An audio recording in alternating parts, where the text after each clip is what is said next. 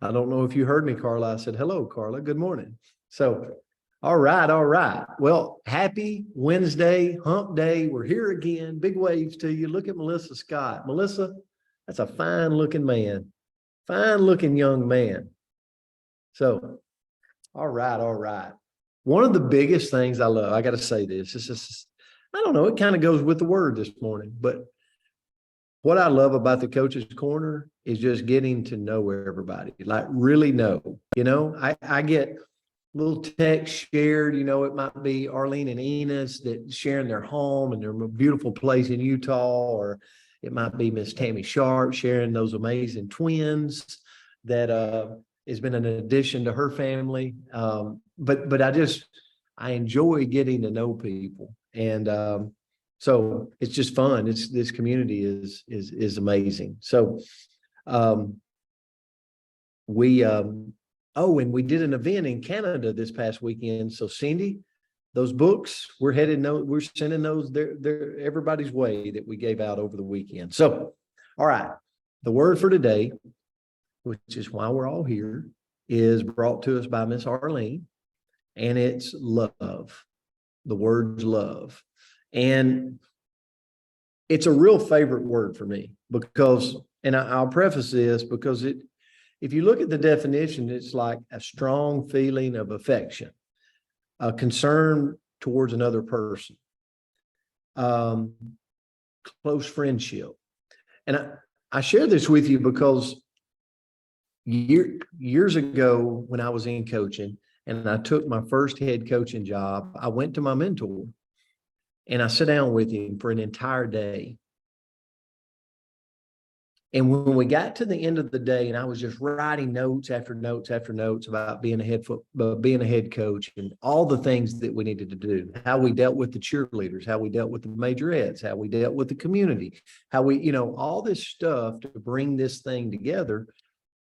And we get to the end of the day and I'm wore out, like my eyes are almost crossing. I've been looking at him so long, taking notes. And he said, but I want to tell you somewhere you can never go wrong in leadership. And he said, if you will lead with love, it will unite an army over time. And I that's always stuck with me. And so when I took my first head coaching job, I built a little office to the side of our big office that was just enough room for me and a couple, maybe one or two players. Like it was a small office where I could bring them in and get to know them. I could bring them in and talk to them about their problems. I could bring them in and just give them a hug.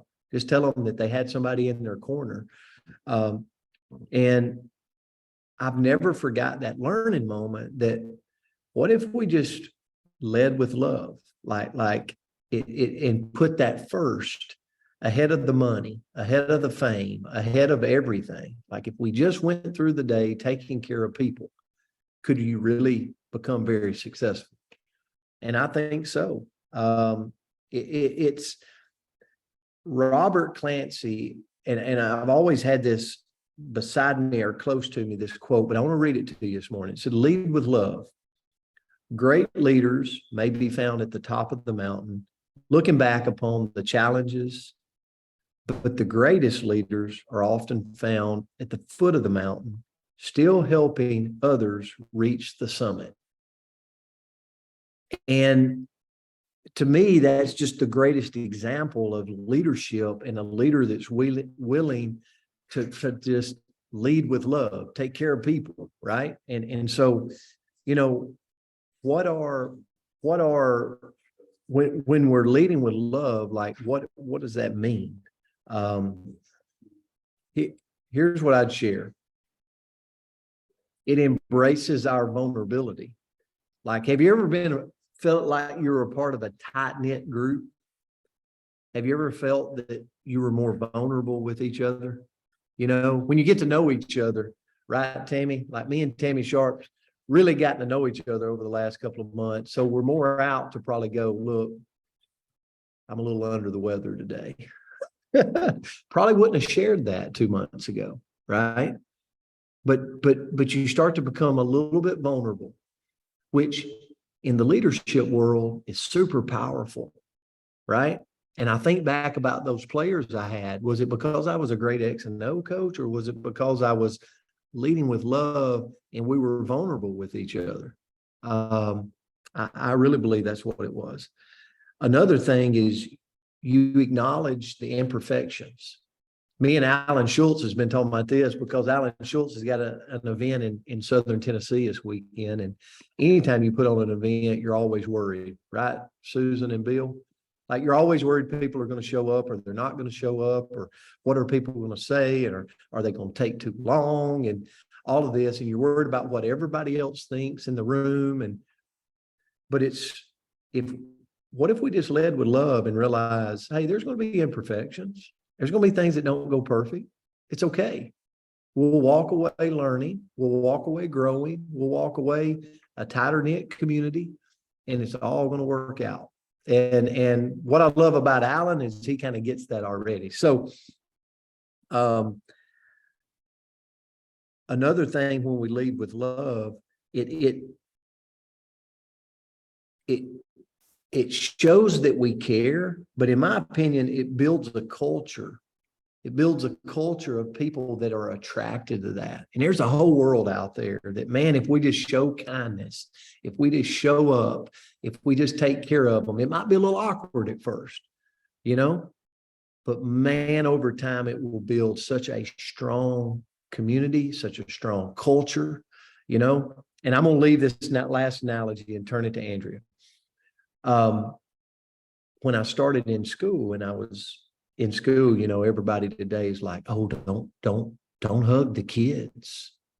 And you're like, well, just take me out of education. That's like the fun is loving on the kids, right? That's crazy. And so, just so everybody knows, I don't follow instructions very well. So every time they got off the school bus, I'm high-fiving, I'm chest bumping, I'm hugging, and I'm asking them about their weekend. And so it's a little weird when they first get around that. Even adults. I mean, I'll tell an adult today I love them, and you think I just clawed them in the eyes. But after I do it a couple of times over and over, they're like, okay, I'm going to see how this thing feels. And they start to be okay with it. Students were the same way. And going down the hallway, and they run up to you and give you a big hug. And it's like, man, the culture can change if we would just lead with that at the front end. So that's my thought around love today. Andrea, I'll turn it to you. Well, great lesson this morning, Coach. And I'm going to apologize in advance. I'm a little tender today. So you guys know I'm a crier, whatever. So we'll see what happens this morning.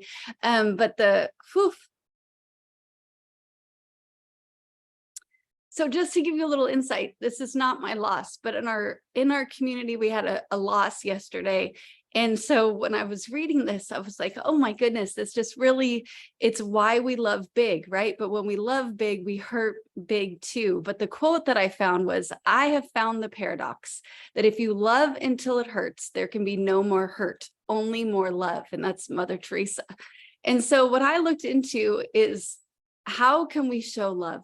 Right? This life is so fleeting, and we never know. Oh goodness. So sorry, guys. We never know when we're going to be able to love on somebody again. Right? So let's love as big as we possibly can every day. So first of all, show appreciation. You got it. I'm trying. Sorry, folks.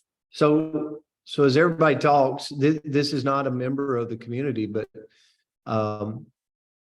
me and Andrea talked about this yesterday. You never know, because there was a child that lost her parent yesterday. And so the child asked Andrea to come across the country because she just needed a mother figure through the funeral. And it goes to show you that when you lead with love and you take care of people, they think so strongly of you to say, hey, could you come help out? And so obviously we know your heart. So I'm a disaster.